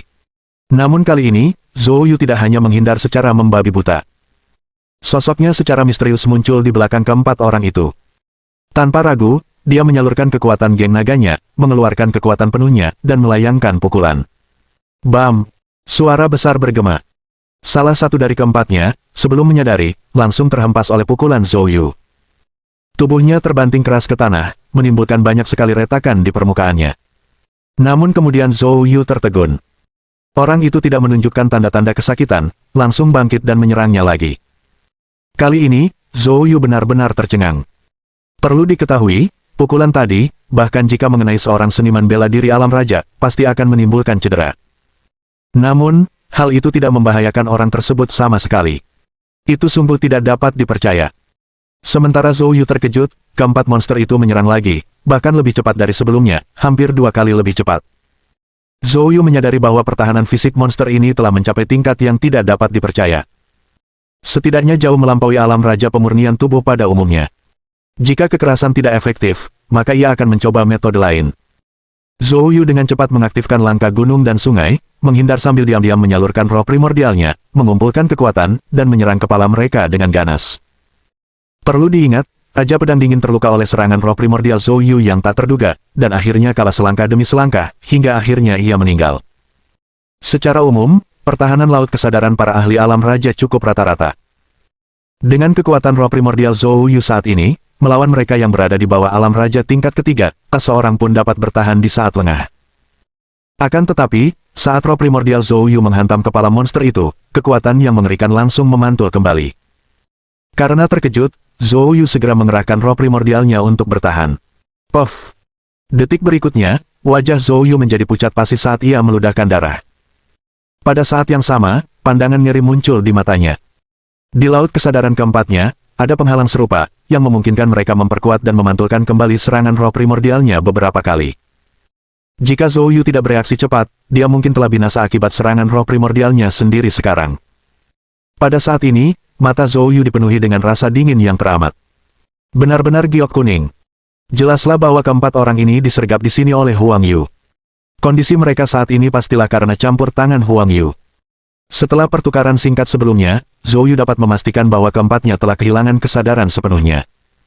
Selain itu, fungsi fisik mereka semua ditingkatkan. Tidak diragukan lagi, ini disebabkan oleh pil seperti pil Blood Burst. Dan sementara Zhou Yu sepenuhnya berurusan dengan keempatnya. Di luar penghalang susunan, Huang Yu dan Chu Sudong memperhatikan Zhou Yu dengan senyuman dingin. Melihat Zhou Yu terkepung dan dalam kondisi menyedihkan, Huang Yu dipenuhi kegembiraan. Tuan Chu, mungkin hanya Anda di dunia ini yang bisa memurnikan obat pil yang begitu mengerikan. Chu Sudong tampak puas. Lalu, Huang Yu mendesah pelan. Namun, satu-satunya kekurangannya adalah harus dikonsumsi oleh ahli puncak alam suci. Dan begitu efeknya memudar, mereka semua akan mati dengan kejam. Chu Sudong terkekeh. Ketua Huang, Kau menggunakan 4 petarung puncak alam Sein untuk mendapatkan serangan habis-habisan dari seseorang yang tidak kalah hebat dari petarung alam raja tingkat keempat. Jika Anda menawarkan kesepakatan ini, orang-orang akan menghancurkan rumah saya karena ingin bekerja sama. Huang Yu tertawa terbahak-bahak. Baiklah, Tuan Chu, setelah Zhou Yu ditangani, saatnya kita membahas kerjasama kita lebih dalam. Saya harap Anda akan secara eksklusif memasok Black Dragon Society saya dengan obat-obatan pil ini, silakan sebutkan kondisi Anda. Chu Sudong terkekeh. Selama Ketua Huang membutuhkan, aku akan memilih untuk bekerja sama denganmu terlebih dahulu. Lagi pula, kita adalah teman yang saling memahami. Chu Sudong tersenyum penuh arti. Huang Yu juga tersenyum licik. Setelah mencapai kesepakatan yang disepakati, Huang Yu menjadi lebih gembira. Dia menyilangkan lengannya, menatap ke arah penghalang susunan itu. Sekarang, mari kita nikmati menyaksikan bagaimana bocah ini mati. Hahaha. Bab 1204. Asal atribut bumi. Di dalam penghalang susunan. Ledakan. Suara gemuruh yang mengguncang seluruh pulau. Zhou Yu dipukul bersama-sama oleh 4 orang, dengan keras menghantam kuali emas pelindung tubuh di depannya. Seluruh tubuhnya, bagaikan bola meriam, menghantam tanah, menghancurkan permukaan berbatu yang keras hingga terciptalah lubang yang dalam dengan kekuatan yang dahsyat. Kuali emas pelindungnya juga hancur langsung oleh pukulan gabungan 4 orang. Bahkan beberapa tulang rusuknya patah. Zhou Yu meratap dalam hati, terlibat dalam pertarungan sampai mati dengan keempat monster ini benar-benar tidak bijaksana. Keempat monster ini tidak mengenal rasa sakit sama sekali, tidak pula memiliki rasa takut, hanya 4 mesin pembunuh yang kejam. Mereka tidak hanya cepat, tetapi juga kuat, kebal terhadap serangan roh primordial. Kecuali dihancurkan dengan kekuatan absolut, atau menunggu obat dalam tubuh mereka hilang, mungkin mereka akan mati dengan sendirinya. Jika itu yang pertama, kekuatan Zhou Yu saat ini jelas tidak pada level untuk menghancurkan keempat monster ini. Kalau yang terakhir, dia sudah terjerat dengan keempat monster ini dalam waktu yang lama, tanpa ada tanda-tanda obatnya akan hilang, sebaliknya, Zhou Yu merasa tidak mampu bertahan. Namun kini dia terjebak dalam penghalang susunan, tidak dapat melarikan diri, dan selama pertempuran, dia mencari dalam waktu lama dengan roh primordial, namun tidak dapat menemukan dasar penghalang susunan. Pada saat ini, Zhou Yu mendapati dirinya dalam masalah. Tepat pada saat itu, keempat sosok itu bersiul di udara lagi, menyerang bersama-sama. Wajah Zhou Yu berubah, mengabaikan luka di dadanya, dia dengan paksa mengaktifkan langkah gunung dan sungai, sosoknya menghilang dari tempat semula. Ledakan. Tabrakan keras lainnya, serangan keempat orang ini secara akurat menghantam lubang tempat Zhou Yu berbaring beberapa saat yang lalu. Pukulan itu menyebabkan suara dentuman lain terdengar dari kedalaman lubang. Zhou Yu dengan canggung menghindar ke samping. Sebelum dia bisa mengatur napas, keempat monster itu menyerbu dari dalam lubang dan langsung mengunci Zhou Yu lagi. Zhou Yu harus menggertakkan giginya, mengerahkan penuh teknik kuali emas, bersiap menghadapi mereka secara langsung. Namun, pada saat ini, matanya tiba-tiba berkilat ragu, pandangannya mengarah ke lubang itu. Setelah 2 serangan beruntun dari keempat monster itu, lubang itu telah hancur sedikitnya beberapa puluh meter. Pada saat ini, Zhou Yu tiba-tiba merasakan aura yang tidak biasa dari dalam lubang. Aura ini abadi, berat, dengan perasaan stabilitas yang tak terlukiskan. Dalam kilatan petir, Zhou Yu segera mengaktifkan indera ketuhanannya, menyelidiki ke dalam lubang itu. Detik berikutnya, ekspresi terkejut dan gembira terpancar di matanya. Aura asal atribut bumi. Zhou Yu hampir tidak bisa menahan seruan kegembiraannya. Kurang dari 10 meter di bawah lubang, Zhou Yu merasakan adanya ruang bawah tanah. Ruang bawah tanah dipenuhi dengan aura asal atribut bumi yang kaya. Zhou Yu tidak percaya kebetulan seperti itu akan terjadi. Dia kekurangan ki sejati atribut bumi untuk ki sejati 5 elemennya. Awalnya, ia berpikir untuk mengumpulkan seluruh 5 elemen ki sejati, lalu menerobos ke alam suci tertinggi. Namun, atribut bumi ki sejati sulit dipahami, membuatnya tidak punya pilihan selain menerobos terlebih dahulu. Setelah terobosan, untuk sementara, dia tidak menemukan informasi apapun tentang atribut bumi ki sejati. Tak disangka, saat terjebak dalam situasi putus asa hari ini, dia secara tak sengaja menemukan asal-muasal ki sejati atribut bumi. Sekarang setelah dipikir-pikir, masuk akal mengapa energi spiritual di Pulau West King lebih kaya daripada pulau-pulau pada umumnya. Sekarang tampaknya hal itu disebabkan oleh asal-usul ki sejati atribut bumi. Akan tetapi, asal-muasal ki sejati atribut bumi ini terperangkap dalam sesuatu yang mirip dengan penghalang riak air. Jadi, jika bukan karena lubang sedalam hampir 100 meter yang diledakkan oleh 4 monster di atasnya, lubang itu mungkin benar-benar tetap tidak ditemukan. Saat Zhou Yu masih terkejut, serangan gabungan keempat monster itu datang lagi. Kali ini, Senyum dingin melintas di mata Zhou Yu. Aku tidak akan menemanimu lagi. Setelah aku mendapatkan ki sejati atribut bumi ini, aku akan melunasi hutangku padamu. Sambil berbicara, Zhou Yu mengaktifkan penuh langkah gunung dan sungai, dan sengaja melarikan diri ke arah yang berlawanan. Membuat dirinya tampak tidak mampu bertahan. Keempat monster itu tidak berhasil, dan tanpa sepatah kata pun, mereka mengejarnya. Semenit kemudian, sosok Zhou Yu muncul kembali di tepi lubang. Dia menoleh ke belakang, melihat keempat monster membuntutinya sejauh 500 meter. Memanfaatkan celah ini, Zhou Yu melompat ke dalam lubang. Saat mendarat di dasar, ia segera merasakan keberadaan penghalang riak air. Tempat ini seharusnya berada di dasar Pulau West King, dengan air laut di bawahnya. Halangan dari Water Ripple Barrier mungkin menjadi rintangan besar bagi yang lain, tetapi bagi Zhou Yu yang memiliki ki sejati air bunga matahari, hal itu tidak menjadi kesulitan. Zhou Yu langsung mengaktifkan Bui Water Truki, saat berikutnya, seluruh tubuhnya tampak diselimuti tetesan air. Kemudian, dia diam-diam bergabung ke dalam Water Ripple Barrier. Beberapa saat setelah Zhou Yu menghilang, keempat monster itu meraung dan menyerbu. Mereka menghantam tanah di sekitarnya dengan keras, mengubah wajah mereka yang tidak manusiawi menjadi lebih mengerikan. Namun, sekeras apapun mereka berusaha, mereka tidak dapat menemukan jejak Zhou Yu. Ia seolah menghilang begitu saja. Sementara itu, di luar penghalang susunan, baik Giok Kuning maupun Chu Sudong berdiri tertegun. Mereka melihat Zhou Yu tidak dapat bertahan lebih lama lagi, bahkan mulai melarikan diri dengan putus asa. Mereka meramalkan Zhou Yu akan jatuh dalam waktu 3 menit. Namun, pada saat ini, Zhou Yu secara aneh menghilang. Apa yang terjadi? Seru Chu Sudong dengan marah. Mungkinkah Zhou Yu melarikan diri? Giok Kuning menjawab dengan marah. Arai perangkap abadi tanpa cahaya ini adalah formasi perangkap teratas dari markas Dark Domain. Bahkan seorang ahli alam raja pun tak akan bisa lolos darinya. Dia pasti bersembunyi. Jangan khawatir, biarkan keempat orang ini mencari setiap jengkal tanah di dalam penghalang formasi, mari kita lihat di mana dia bersembunyi. Bab 1205. Esensi Bumi Cakrawala. Saat memasuki Water Ripple Barrier, Zhou Yu merasa seolah-olah sedang berada dalam pelukan ibunya, hangat, kokoh, dan kuat. Luas Water Ripple Barrier hanya sekitar 30 meter persegi. Namun, bagian dalamnya dipenuhi dengan energi spiritual atribut bumi yang sangat padat. Bahkan lebih padat daripada saat tanah leluhur klan Gudara pertama kali dibuka. Di tengah-tengah alam energi spiritual atribut bumi yang padat ini melayang gumpalan tanah yang bentuknya tidak teratur. Semua energi spiritual secara menakjubkan terpancar dari gumpalan tanah ini. Mata Zhou Yu berbinar saat ia menatap gumpalan tanah ini. Akhirnya, setelah sekian lama, raut wajah yang sangat terkejut muncul di wajahnya. Itulah inti dari tanah tebal. Yang disebut bumi tebal berasal dari legenda bumi tebal Huang Tian. Konon, pada awal zaman, ketika Pangu membelah langit dan bumi, debu yang melimpah dihasilkan di dunia. Huang Tian, sebagai penguasa dunia, menggunakan kekuatan besarnya untuk mengumpulkan debu langit dan bumi, membentuk 9 provinsi. Dan bumi tebal merupakan hakikat tanah dari 9 provinsi yang dipadatkan itu. Tentu saja, ini semua adalah legenda. Kendati demikian, tanah tebal sesungguhnya merupakan benda suci dari atribut tanah di antara 5 unsur.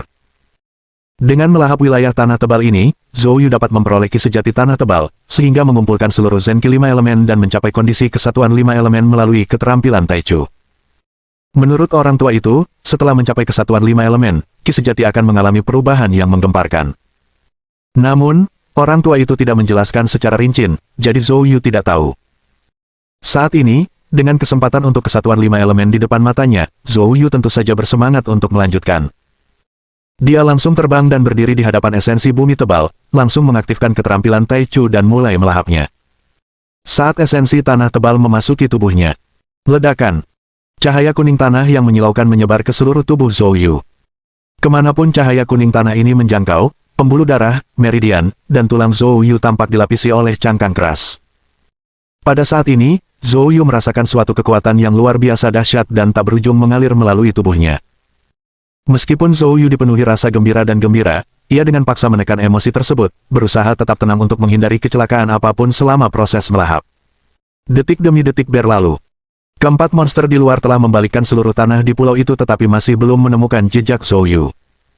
Demikian pula, Huang Yu dan Chu Sudong merasa cemas dan marah. Mereka ingin segera masuk dan menemukannya, tetapi khawatir ini mungkin jebakan yang dipasang Zhou Yu. Diketahui bahwa formasi abadi penjebak tanpa cahaya sulit dipatahkan hanya karena fondasi formasinya berada di Huang Yu. Selama Huang Yu berada di luar formasi, formasi itu tidak akan memiliki cacat dan tidak bisa dihancurkan. Namun jika ia memasuki formasi dan ditemukan oleh Zhou Yu, yang kemudian menghancurkan fondasi formasi, formasi besar itu akan langsung hancur. Oleh karena itu, betapapun cemasnya dia harus bertahan dan menunggu di luar. Dia tidak percaya Zhou Yu akan absen selamanya. Di dalam penghalang riak air di bawah pulau, ki sejati tanah tebal yang telah memenuhi penghalang riak air telah dilahap habis, dan Zhou Yu melayang di udara, duduk bersila, dengan gelombang kuning tanah samar-samar memancar dari tubuhnya. Esensi tanah tebal telah diserap sepenuhnya olehnya. Pada saat ini, terjadi perubahan yang menggemparkan dalam dantian Zhou Yu. Awalnya, 4 jenis ki sejati di dantiannya masing-masing menempati suatu wilayah, tidak berhubungan satu dengan yang lain. Namun, dengan masuknya Thick Earth True Ki, di bawah pengaruh Taichu Skill, keempat jenis True Ki mulai berputar dengan cepat. 5 jenis ki sejati, dalam sekejap mata, membentuk-bentuk seperti tornado. Pada saat yang sama, keterampilan Taichu mengalami mutasi. Kekuatan Taichu Skill berubah menjadi aliran udara abu-abu, terus mengalir ke dantian. Melihat aliran abu-abu ini, Zhou Yu segera teringat bahwa ini adalah aliran udara yang sama yang muncul saat dia membunuh Luo Zentian beberapa saat yang lalu. Dalam tatapan Zhou Yu yang tercengang, dia melihat bahwa kelima jenis ki sejati di dantiannya secara bertahap mulai menyatu. Melihat ini, ekspresi gembira muncul di mata Zhou Yu. Mungkinkah ini yang dimaksud orang tua itu dengan kesatuan 5 elemen? Benarkah sesederhana itu? Zhou Yu hampir tidak mempercayai matanya. Tepat saat dia kegirangan, tiba-tiba pusaran ki sejati yang perlahan menyatu bergetar, dan seketika keseimbangan kelima jenis ki sejati terganggu. Dalam sekejap, dantian Zhou Yu jatuh ke dalam kekacauan total. Puff! Wajah Zhou Yu menjadi pucat saat dia meludahkan darah. Pasti ada yang salah. Kesatuan 5 elemen telah gagal. Ini bukan lelucon. Kalau kelima jenis ki sejati itu meledak dalam dirinya, dia akan hancur berkeping-keping, tidak meninggalkan tulang belulang. Zhou Yu segera mencoba mengaktifkan keterampilan Taichu dengan kuat untuk menyeimbangkan 5 jenis ki sejati. Akan tetapi, tidak peduli seberapa keras dia berusaha, kelima jenis ki sejati itu menjadi semakin kacau dan tak terkendali, bagaikan anak nakal yang tak terkendali. Apakah aku akan menghancurkan diriku sendiri? Teriak Zhou Yu dengan cemas. Tepat saat itu, manik jiwa yang telah lama tertidur di laut kesadarannya, tiba-tiba tersentak. Kemudian, secara menakjubkan, Soul Bat meninggalkan laut kesadarannya dan langsung menuju dantiannya. Menyaksikan hal ini, Zhou Yu merasa cemas sekaligus frustrasi. Dantiannya sudah kacau, dan sekarang benda ini ikut campur di saat yang krusial ini. Dia ingin memblokirnya, tetapi dia sama sekali tidak punya cara untuk mencegatnya. Sejak manik jiwa memasuki laut kesadarannya, ia tidak pernah lagi mengendalikannya. Zhou Yu menyaksikan tanpa daya saat manik jiwa memasuki dantiannya. Akan tetapi, saat Soul Bat memasuki dantiannya, sesuatu yang lebih aneh lagi terjadi. Bab 1206. Teknik dasar abadi. Saat manik jiwa memasuki dantian, ia memancarkan cahaya yang menyilaukan. Zenki 5 elemen yang sebelumnya kacau secara mengejutkan mulai tenang di bawah penerangan cahaya ini. Segera setelah itu, 5 elemen Zenki membentuk pusaran, yang berkumpul menuju manik jiwa. Bahkan ada kecenderungan pemadatan. Pada saat ini, Zhou Yu telah sepenuhnya menjadi orang luar. Dia sama sekali tidak dapat mengendalikan metamorfosis dalam dantian, hanya bisa menyaksikan tanpa daya. Dalam sekejap mata, setengah jam berlalu. 5 elemen Zenki di dantian telah sepenuhnya menyelimuti manik jiwa, membentuk bola seukuran bola biliar. Dan bola ini terus runtuh, menjadi semakin padat. Setelah 10 menit berikutnya, 5 elemen Zenki benar-benar membungkus manik jiwa, berubah menjadi bola seukuran kelereng. Warna yang ditampilkan adalah kuning pucat. Metamorfosis akhirnya mencapai akhirnya. Dantian Zhou Yu berangsur-angsur kembali tenang. Pada saat ini, mata Zhou Yu penuh dengan keheranan saat dia menggunakan indera ilahinya untuk menatap bola kecil itu. Apa ini? Mungkinkah ini penampakan dari kesatuan 5 elemen? Tetapi itu juga tidak mungkin benar. Karena di dalamnya masih ada Soul Bat.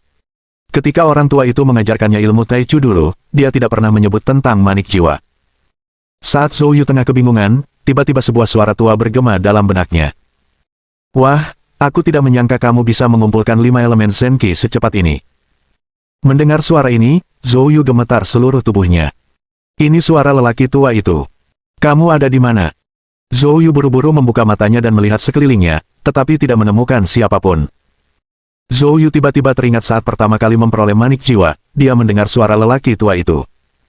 Mungkinkah suara ini datang dari dalam Soul Bed?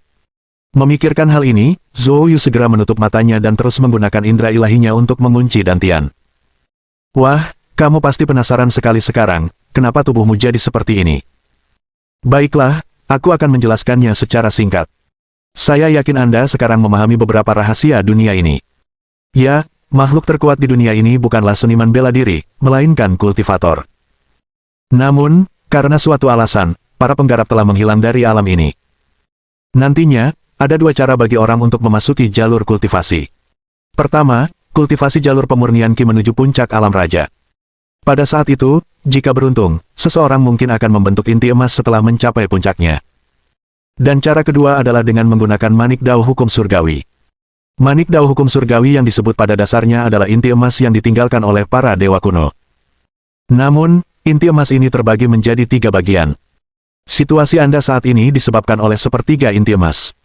Dengan kata lain, di dalam tubuhmu sekarang terdapat sepertiga inti emas. Pada saat ini, Zhou Yu tercengang. Inti emas. Ini adalah sesuatu yang hanya dimiliki oleh para kultivator legendaris. Ada inti emas yang terbentuk di dalam tubuhku. Apakah ini berarti saya sekarang seorang kultivator? Tepat saat Zhou Yu terkejut, suara lelaki tua itu terdengar lagi. Nak, berhenti melamun. Kalau aku tidak salah, kamu mungkin berpikir kamu seorang kultivator sekarang. Begini, aku beritahu kau jauh dari itu. Itu hanya sepertiga dari inti emas, dan itu bahkan bukan milikmu. Kecuali jika kamu dapat menyempurnakannya sepenuhnya suatu hari nanti, barulah kamu benar-benar berada di jalur kultivasi abadi. Baiklah, cukup ngobrolnya. Lagi pula, karena kamu sudah sampai sejauh ini, kamu bukan seniman bela diri biasa. Jadi, orang tua itu akan mengajarimu keterampilan bela diri pertamamu. Tepatnya, itu adalah teknik abadi, teknik dasar abadi.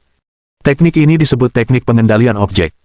Saat suara lelaki tua itu memudar, Zhou Yu langsung merasakan aliran informasi besar mengalir ke laut kesadarannya. Tak lama kemudian, sebuah penampakan muncul dalam pikiran Zhou Yu. Penampakan ini terus-menerus mengubah gerakan tangannya, dan seiring perubahan gerakan tersebut, pedang panjang di depannya pun melambung ke angkasa, terbang ribuan mil jauhnya di bawah kendali penampakan itu, sama sekali tak terduga. Zhou Yu benar-benar terpikat. Metode seperti itu benar-benar layak disebut teknik abadi. Tak lama kemudian, penampakan ini lenyap. Suara lelaki tua itu juga menjadi samar dan halus. Nak, cepatlah dan penuhi janjimu, hukum 4 pemberontak terakhir. Setelah mengatakan itu, suara lelaki tua itu menghilang sepenuhnya. Akan tetapi, penampakan di benaknya itu bagaikan sebuah tanda, terukir dalam di hati Zhou Yu. Zeng! Zhou Yu tiba-tiba membuka matanya. Pada saat ini, matanya berkilauan dengan cahaya kemasan. Tetapi saat pikiran Zhou Yu tergerak, cahaya kemasan ini lenyap sepenuhnya. Zhou Yu segera berdiri. Wujudnya melayang di tengah penghalang riak air, dan saat tubuhnya bergerak, gelombang kuat Qi sejati langsung menyebar. Baru pada saat itulah Zhou Yu menyadari bahwa kultivasi pemurnian Qi-nya telah mencapai puncak alam suci. Mengetahui hal ini, Zhou Yu tentu saja sangat gembira. Dia lalu mengaktifkan inti emas di dalam dirinya, dan dalam sekejap, gelombang Qi sejati yang mengerikan, atau lebih tepatnya Yuan sejati, meletus keluar. Kekuatannya telah meningkat sedikitnya 10 kali lipat dari sebelumnya. Ini hanyalah perubahan kualitatif. Hal ini saja telah meningkatkan kekuatannya beberapa kali lipat dibandingkan sebelumnya. Setelah itu, dia dengan santai menghunus pedang iblis emas dari belakangnya. Dia ingin mencoba teknik dasar abadi yang diajarkan orang tua itu kepadanya, teknik pengendalian objek. Bab 1207. Memikat ular keluar dari lubangnya. Zhou Yu memegang pedang setan emas di dadanya dan mulai melakukan teknik pengendalian objek yang baru saja diajarkan orang tua itu kepadanya. Untuk melakukan teknik pengendalian objek, langkah pertama adalah menghubungkan sepenuhnya Divine Sense-nya dengan Golden Demon Blade. Dengan kata lain, dia perlu meninggalkan jejak indera ketuhanannya pada pedang iblis emas. Langkah dalam teknik pengendalian objek ini disebut pemurnian. Di masa lalu, bahkan jika roh primordial Zhou Yu sangat kuat, dia sama sekali tidak mungkin mencapai hal ini. Namun setelah mempelajari teknik pengendalian objek, hal itu menjadi lebih mudah. Tak lama kemudian, Zhou Yu menyelesaikan pemurniannya. Saat berikutnya, dia perlahan melepaskan tangannya. Yang mengejutkannya, pedang setan emas melayang di udara di hadapannya. Melihat ini, sedikit kegembiraan muncul di bibir Zhou Yu. Dia mengulurkan 2 jarinya dan mengucapkan sepatah kata dengan lembut. Desir. Detik berikutnya, pedang iblis emas berubah menjadi bayangan emas dan langsung menghilang 100 meter jauhnya. Bahkan Water Ripple Barrier tidak dapat menghentikannya sedikitpun. Tentu saja, serangan ini juga secara langsung menghancurkan Water Ripple Barrier. Saat penghalang riak air tertembus, sejumlah besar air laut mengalir masuk, menenggelamkan sosok Zhou Yu di dasar laut. Tak terpengaruh, Zhou Yu malah makin bersemangat. Di bawah komando teknik pengendalian objek, serangan sederhana dengan pedang iblis emas menjadi luar biasa kuat, tidak kehilangan kekuatan apapun dibandingkan saat dia menggunakan 8 tebasan pedang iblis. Ini sungguh mengagumkan. Zhou Yu tidak dapat menahan diri untuk berteriak dalam hatinya. Kemudian, Zhou Yu melambaikan tangannya lagi, dan pedang setan emas terbang kembali ke sisinya di bawah kendalinya, berputar cepat di sekelilingnya. Kecepatannya begitu tinggi sehingga secara paksa menahan air laut di sekitarnya. Namun, adegan ini berlangsung kurang dari 10 detik sebelum Zhou Yu tiba-tiba bergidik, dan perasaan lemah dengan cepat menyebar dari dalam. Saat itulah Zhou Yu menyadari bahwa 5 elemen Zenki yang terkandung dalam inti emasnya telah habis sepenuhnya. Zhou Yu diam-diam mendecak lidahnya, menyadari bahwa dengan bantuan inti emasnya, Zenki-nya telah berubah menjadi Yuan sejati, mencapai lompatan kualitatif dan kuantitatif, namun melakukan teknik pengendalian objek selama kurang dari 20 detik telah mengurasnya sepenuhnya. Dari sini, tampak bahwa meskipun teknik pengendalian objek sangat kuat, konsumsi Zenki-nya juga sangat besar. Meskipun demikian, Zhou Yu sangat puas dengan kekuatan teknik pengendalian objek itu. Dia yakin jika dia berhadapan dengan Raja Pedang Dingin secara tak terduga, dia bisa merenggut nyawanya hanya dengan satu serangan. Memikirkan hal ini, senyum dingin muncul di wajah Zhou Yu. Dia menyimpan pedang iblis emas, lalu duduk bersila di dasar laut untuk mulai memulihkan Zenki-nya. Dengan bantuan pengobatan spiritual, dalam waktu setengah jam, Zhou Yu telah memulihkan sekitar 70 hingga 80% Zenki-nya. Kemudian, Zhou Yu membuka matanya, mendongak, dan dengan nada dingin bergumam pada dirinya sendiri. Sekarang, saatnya untuk menangani masalah-masalah di atas. Di Pulau Siwang, di dalam penghalang susunan. Keempat monster itu masih panik mencari Zhou Yu. Seluruh tanah Pulau Siwang telah dibombardir hingga berlubang-lubang, tidak berlebihan jika dikatakan kedalamannya mencapai 3 kaki. Namun, masih belum ada jejak Zhou Yu. Chu Sudong mulai merasa cemas. Apa yang terjadi di sini? Apakah orang yang masih hidup baru saja menghilang? Apakah dia merusak formasi dan langsung melarikan diri? Dengan wajah tenang, Huang Yu menggelengkan kepalanya. Formasi perangkap abadi tanpa cahaya tidak menunjukkan tanda-tanda akan hancur, dia jelas belum melarikan diri. Sejauh yang kupahami, anak ini telah menguasai beberapa jenis Zenki, dan jika dia menguasai Zenki atribut bumi, kemungkinan besar dia bersembunyi di bawah tanah. Bersembunyi di bawah tanah. Chu Sudong tertegun. Bagaimana jika dia terus bersembunyi? Mata Huang Yu menyipit. Teknik ini, mirip dengan teknik melarikan diri, membutuhkan Zenki dalam jumlah besar, dia tidak bisa mempertahankannya dalam waktu lama. Begitu Zenki-nya habis, aku yakin dia tidak akan keluar.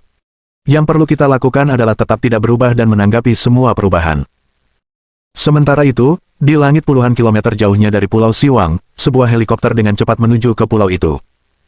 Di dalam helikopter duduk tetua paviliun bela diri, Li Qinglong, bersama beberapa bawahannya yang andal. Setelah mengetahui Zhou Yu dalam masalah, mungkin menghadapi bahaya hidup dan mati, Xiao Che mengirim jet pribadi untuk membawa mereka ke kota Hu, dari sana mereka langsung bergegas ke Pulau Siwang dengan helikopter. Sepanjang perjalanan, wajah Li Qinglong tetap sangat muram. Sebagai tetua paviliun bela diri, dia sangat menyadari kesulitan yang dihadapi paviliun saat ini. Karena perkembangan pesat keluarga dan kekuatan besar dalam beberapa tahun terakhir, paviliun bela diri secara bertahap menurun. Oleh karena itu, paviliun sangat membutuhkan seorang master yang mampu mengintimidasi dunia untuk membalikkan keadaan. Dan di antara semua individu yang menjadi incaran paviliun selama bertahun-tahun, Zhou Yu tidak diragukan lagi adalah yang paling cocok. Sebagai seorang tetua, Li Qinglong mendapat informasi lengkap tentang masalah ini, dan dia sangat berkomitmen pada Zhou Yu, berharap tidak ada sesuatu pun yang terjadi padanya. Tepat saat helikopter mendekati Pulau Siwang, Huang Yu segera merasakan ada sesuatu yang tidak beres. Dia melirik ke arah datangnya helikopter, dan ekspresinya sedikit berubah. Seorang master alam raja telah tiba. Bukan salah satu dari kita. Wajah Chu Sudong menjadi gelap saat dia tiba-tiba menyadari sesuatu. Sial, itu mungkin bala bantuan yang diminta Zhou Yu. Anak ini telah mengulur waktu. Huang Yu tertawa dingin. Jika itu rencananya, maka itu sempurna, kita bisa menggunakan rencananya untuk melawannya dan memancing ular itu keluar dari lubangnya. Chu Sudong terkejut. Seperti yang kukatakan sebelumnya, formasi perangkap abadi tanpa cahaya ini dapat menjebak seorang ahli alam raja. Seorang individu alam raja biasa tidak akan mampu menembus formasi ini.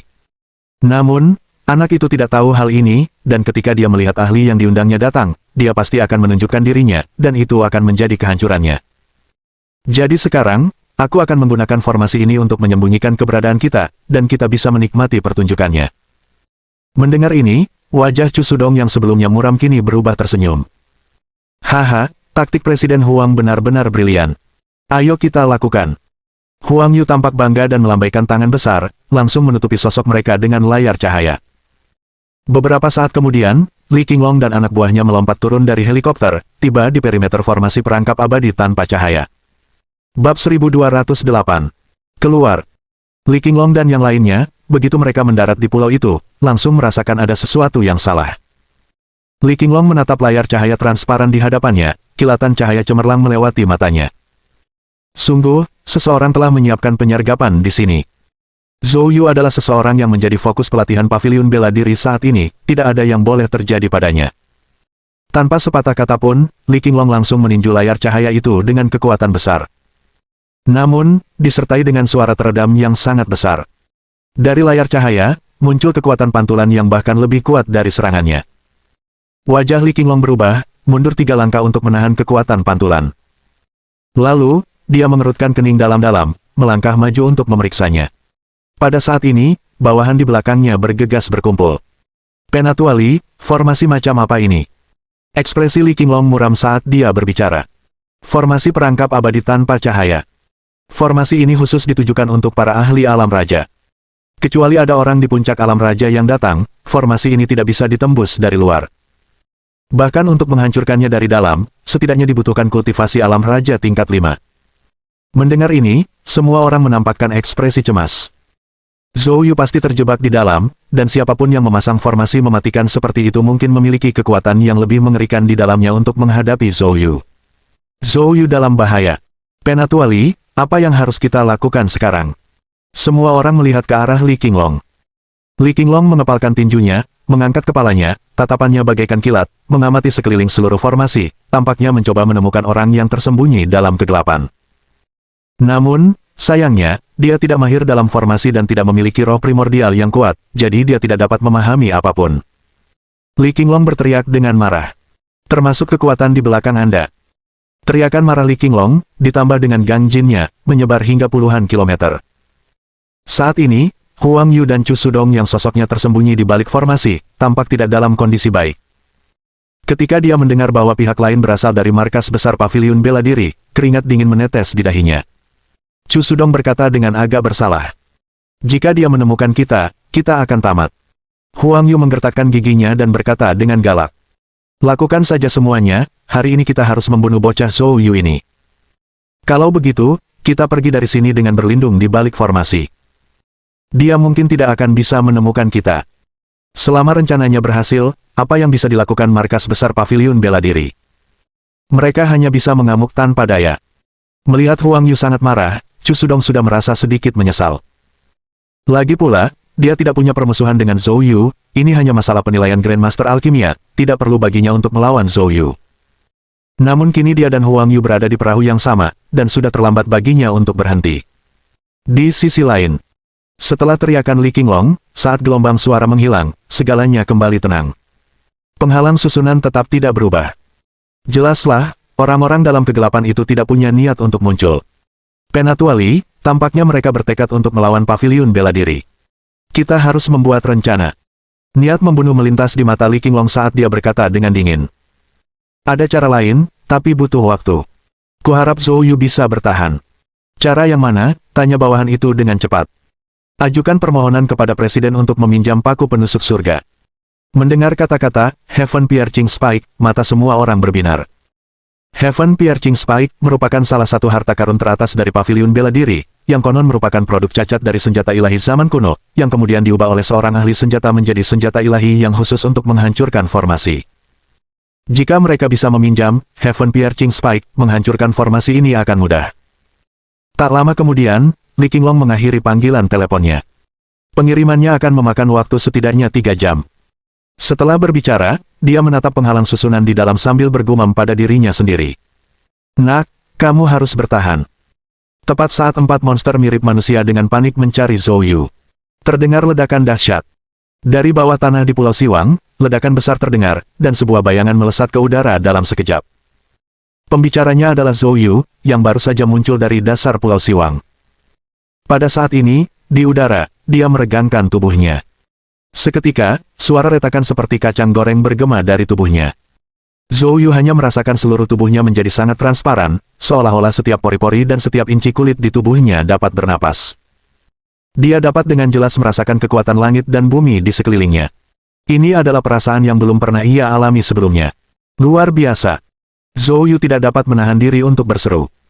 Dan pada saat ini, keempat monster mirip manusia yang dengan panik mencari Zhou Yu semuanya berhenti, lalu secara bersamaan berbalik, dan kilatan merah di mata mereka meledak dengan niat haus darah. Pada saat ini, di dalam penghalang susunan itu, keheningan mematikan merajalela. Sekitar sedetik kemudian, keempat monster itu mengeluarkan raungan bersamaan, mengguncang langit. Mereka lalu berubah menjadi 4 bayangan, datang mengepung dari arah yang berbeda. Kali ini, mereka tidak memberi Zhou Yu ruang untuk menghindar. Namun, pada saat ini, Zhou Yu tetap tenang dan kalem, tidak menghindar maupun menghindar, hanya diam memperhatikan mereka mendekat. Pil darah tulang pemantik jiwa. Tepat pada saat keempat monster itu mendekat, perisai berwarna tanah kuning tiba-tiba muncul di sekitar Zhou Yu. Perisai berwarna tanah ini terbagi menjadi 3 bagian, dengan cepat berputar di sekitar Zhou Yu. Tepat pada saat itu, ledakan. Serangan keempat monster humanoid itu dengan keras menghantam perisai Qian di depan Zhou Yu, memicu gelombang kejut besar di udara. Keempat monster humanoid itu terhempas mundur oleh kekuatan ofensif kuat yang mereka lepaskan. Melihat pemandangan ini, mata Zhou Yu dipenuhi dengan kegembiraan yang luar biasa. Perisai Qian ini dibentuk dengan mengaktifkan inti emas dan memanfaatkan Yuan sejati setelah mencapai kesatuan 5 elemen.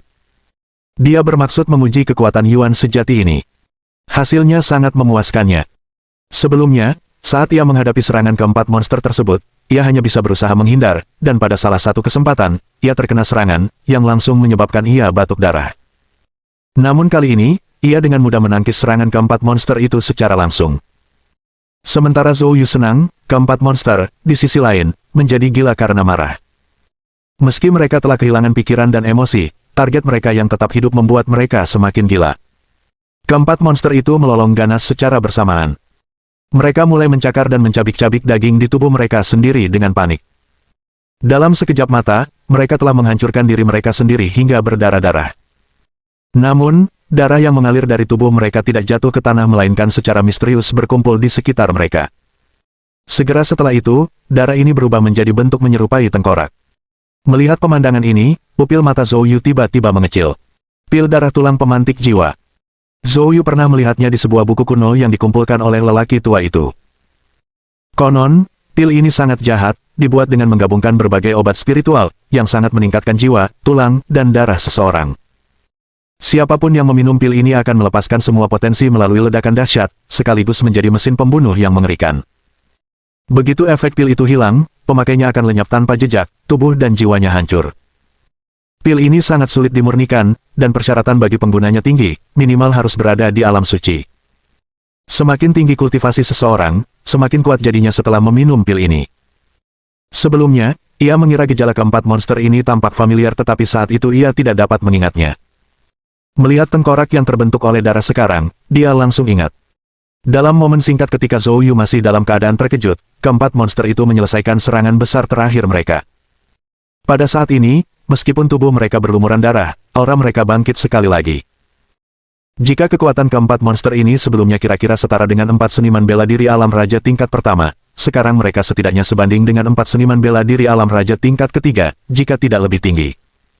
Saat mereka menyelesaikan serangan besar-besaran mereka, keempat monster itu dengan gila mengunci Zhou Yu sekali lagi, segera melancarkan 4 serangan mengerikan padanya. Setelah terbiasa dengan kekuatan Yuan sejati, Zhou Yu tidak lagi menghadapinya secara langsung. Sebaliknya, ia menggunakan Yuan sejati untuk mengaktifkan teknik gerakannya, beradaptasi dengan kecepatannya. Swiss. Zhou Yu langsung menghilang dari tempat asalnya. Melakukan langkah gunung dan sungai dengan ki sejati sudah cepat, tetapi menggunakan Yuan sejati membuatnya jauh lebih unggul. Langkah pegunungan dan sungai yang didukung oleh Yuan sejati meningkatkan kecepatannya lebih dari 3 kali lipat, hampir menyerupai gerakan seketika dalam jarak pendek. Suara ledakan terdengar. Dalam sekejap, seluruh Pulau Siwang bergetar hebat. Ternyata, Setelah Zhou Yu menghindari serangan itu, serangan gabungan keempat monster itu meleset dan tiba-tiba menghantam layar cahaya penghalang susunan itu, sehingga menimbulkan serangkaian retakan besar. Bersamaan dengan itu, di luar penghalang susunan, Li Qinglong dan yang lainnya, yang menunggu dengan cemas, dikejutkan oleh guncangan seismik yang tiba-tiba datang dari dalam. Li Qinglong adalah orang pertama yang bereaksi. Ia menoleh ke arah sumber suara dan melihat retakan rapat menyerupai jaring laba-laba. Melihat ini, kilatan tajam terpancar dari mata Li Qinglong. Setelah menahan amarah yang membara, dia melangkah ke udara tanpa ragu-ragu, melepaskan Gang Jin dari dalam bagai deburan ombak, dan meninju dengan ganas ke titik retakan yang paling padat. Bas! Cahaya raksasa muncul secara spontan di antara langit dan bumi. Di langit di atas Pulau Siwang, sebuah layar cahaya raksasa yang bergeser muncul. Layar ini bertahan kurang dari 3 detik sebelum hancur total. Segera setelah itu, situasi di dalam Pulau Siwang sepenuhnya terungkap kepada Li Qinglong dan rekan-rekannya. Li Qinglong segera melihat Zhou Yu dikelilingi oleh 4 monster menakutkan di tepi pulau. Sebagai ahli alam raja tingkat keempat, Li Qinglong tentu saja langsung merasakan bahwa keempat monster ini sangat kuat, masing-masing mencapai tingkat puncak alam raja tingkat ketiga. Zhou Yu hanyalah seorang prajurit alam suci, yang dikepung oleh 4 ahli puncak alam raja tingkat ketiga, apa yang akan menjadi nasibnya?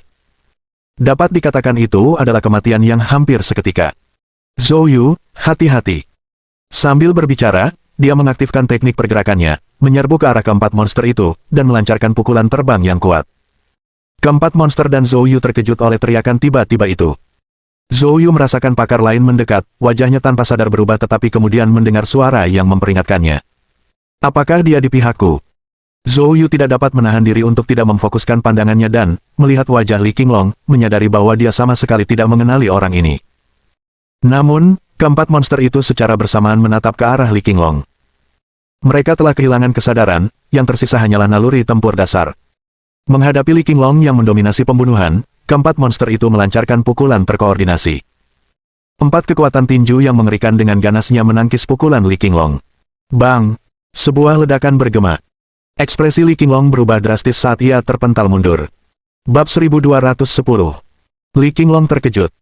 Li Qinglong juga marah karena menunggu di luar terlalu lama, ditambah kekhawatirannya terhadap keselamatan Zhou Yu, itulah sebabnya dia bertindak langsung.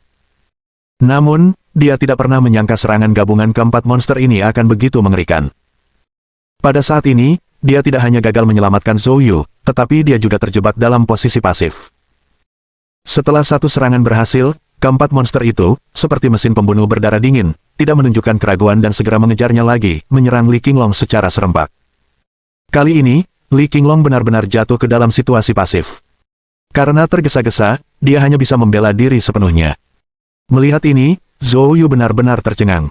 Apa yang sedang terjadi? Pada awalnya, Zhou Yu mengira bahwa pria yang berani menyerang keempat monster itu adalah seorang master yang tak tertandingi, cukup percaya diri untuk menghadapi 4 monster sekaligus. Namun, pada kontak pertama, pria itu beralih dari menyerang ke bertahan dan tampak sangat malu. Secara logika, dengan orang ini yang menarik senjata api dan penghalang susunan sudah rusak, Zhou Yu dapat dengan mudah melarikan diri. Tetapi, berpikir bahwa orang ini tampaknya datang untuk menyelamatkannya. Zhou Yu mendesah. Dengan lambaian tangannya, pedang setan emas di belakangnya langsung terbang ke tangannya. Sambil memegang pedang setan emas, Zhou Yu lenyap dari tempat asalnya pada saat berikutnya. Pada saat ini, Li Qinglong baru saja menerima serangan gabungan dari keempat monster itu, dan sosoknya, seperti bola meriam, terlempar ke belakang dan menghantam tanah dengan keras. Namun, saat mendarat, Li Qinglong secara paksa mengaktifkan Gang Jin dan melompat kembali ke udara. Dengan pengalamannya yang kaya, ia tahu ia harus segera mengambil kembali inisiatif, jika tidak, ia akan menjadi lebih pasif dan bahkan mungkin menghadapi kematian. Tepat saat Li Qinglong melayang ke udara, ia menyadari keempat monster itu tidak lagi mengejarnya. Sebaliknya, mereka semua membelakanginya. Li Qinglong tertegun pada awalnya, lalu segera menyadari keempat monster itu menghadap Zhou Yu. Saat dia terlempar, Zhou Yu telah mengambil inisiatif untuk berada di belakang keempat monster itu dan menarik perhatian mereka. Melihat ini, Li Qinglong langsung berteriak. Zhou Yu, hati-hati, cepat menghindar. Akan tetapi, sebelum dia dapat menyelesaikan kalimatnya, dia tertegun.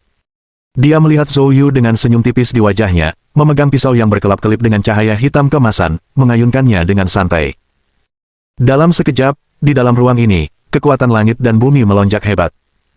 Geng pedang biru yang hampir nyata meletus dari pedang Zhou Yu, membentang sepanjang 30 meter, sangat ganas.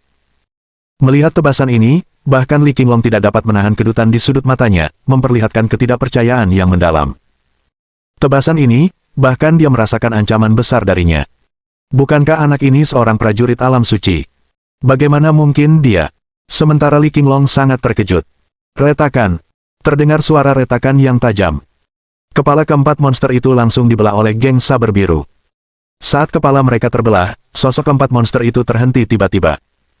Zhou Yu segera menyingkirkan pedangnya dan mundur dengan panik. Li Qinglong sedikit tertegun, lalu tiba-tiba menyadari sesuatu. Dia pun segera menarik diri dengan cepat. Ledakan. Tubuh keempat monster itu langsung meledak. Potongan daging berceceran di mana-mana, meskipun Li Qinglong telah menghindar dengan sekuat tenaga, ia masih tertutupi darah dan daging hitam, disertai bau busuk. Li Qinglong dengan marah menyikat dirinya sendiri, tetapi tidak berhasil. Pada saat itu, terdengar suara bingung. Tidakkah kamu tahu kalau di sini berbahaya?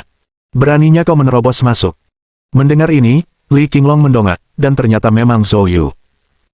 Meskipun ini adalah pertemuan pertama mereka, dia telah meninjau profil Zhou Yu beberapa kali. Melihat Zhou Yu yang berada di dekatnya dan berwajah bingung, Li Qinglong sangat marah hingga hampir muntah darah. Nak, aku datang untuk menyelamatkanmu. Zhou Yu berhenti sejenak. Dia menatap Li Qinglong yang tampak acak-acakan dari atas ke bawah. Apa kamu yakin? Aku. Li Qinglong kehilangan kata-kata. Pada saat ini, lebih dari 10 bawahan Li Qinglong bergegas mendekat. Li Qinglong melambaikan tangannya dengan kesal. Seorang pria parubaya tersenyum sambil menatap Zhou Yu. Perkenalkan, ini adalah tetua Li Qinglong dari Dewan Tetua Markas Besar Wuge. Kepala paviliun mendengar Anda dalam bahaya, jadi dia secara khusus mengirim jet pribadi untuk menerbangkan kami dari ibu kota ke kota Hu. Kami datang jauh-jauh hanya untuk menyelamatkan Anda. Bahwa Menteri Zhou selamat dan sehat, membenarkan perjalanan kami, sungguh suatu alasan untuk merayakan. Mendengar ini, Zhou Yu tampak terkejut. Mereka benar-benar datang untuk menyelamatkannya. Melihat reaksi Zhou Yu, Li Qinglong menjadi semakin marah. Zhou Yu menyadari kehilafannya dan segera berdeham, melangkah maju untuk mengulurkan tangan dan tersenyum. Penatua Li, maaf, saya belum pernah bertemu Anda sebelumnya, jadi tadi. Li Qinglong memelototi Zhou Yu. Aku akui, kali ini aku terlalu khawatir, kau tidak perlu berpura-pura. Namun, kekuatanmu memang jauh melampaui apa yang diharapkan oleh Master Pavilion dan aku. Meski sedikit malu dan frustrasi, Li Qinglong benar-benar terkejut dengan kekuatan yang ditunjukkan Zhou Yu. Bagaimana perasaannya bahwa kekuatan pemuda ini lebih hebat daripada kekuatannya sendiri di alam raja tingkat keempat. Zhou Yu terkekeh canggung. Penatua Li terlalu memuji. Aku juga putus asa tadi, jika satu tebasan tidak membunuh keempat monster itu, aku masih harus bergantung pada tetua Li. Zhou Yu tidak bersikap rendah hati, tebasan itu, meskipun mencolok dan sombong, sebenarnya lambat dan menghabiskan hampir 40% yuan sejatinya. Kalau saja keempat monster itu punya pikiran, tahu taktik bertarung, daripada menyerang dengan gegabah dan menghadapinya secara langsung, seorang Martial King yang setara tingkatannya pasti bisa dengan mudah menghindari serangannya. Kata-kata ini membuat Li Qinglong tersenyum tipis. Tetapi kemudian, Zhou Yu tiba-tiba teringat sesuatu. Dia langsung bertanya. Ngomong-ngomong, Tetua Li, apakah Anda melihat seseorang dari luar formasi saat Anda tiba? Mohon dukungan dari omom ante-ante sekalian, buat subscribe atau sharekan novel Mimin ke Facebook kalian, agar channel Mimin bisa terus berkembang. Dengan begitu, Mimin bisa lebih semangat untuk up novel seru lain ke depannya. Buat teman-teman yang sudah subscribe dan sharekan novel Mimin, Mimin ucapkan terima kasih sebanyak-banyaknya. Sekiranya teman-teman menghadapi masalah video diputar dalam bahasa Inggris, coba tukar kepada bahasa Indonesia original melalui cara ini. Semasa mendengarkan, pencet tombol setting di atas kanan video, pilih audio track dan tukar bahasa.